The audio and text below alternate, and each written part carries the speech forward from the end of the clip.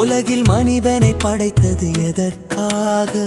அல்லாஹ்வை நடுங்குவதற்காக. சைத்தானை படைத்தது எதற்காக? மனிதனை சோதிப்பதற்காக. நபியை அனுப்பியது எதற்காக? வழிகள் நபி வழி நடப்பதற்காக. அதன்படி வாழ்வதற்காக. குர்ஆனை இறக்கியது எதற்காக? உலக மக்களும் அனைவரும் நேர்வழியில் வாழ்ந்து அதன்படி நடப்பதற்காக.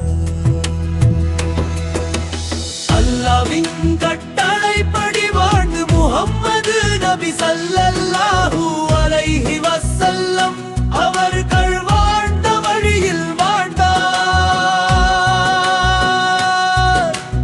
இம்மையிலும் வெற்றி, மறுமையிலும் வெற்றி. இம்மையிலும் வெற்றி.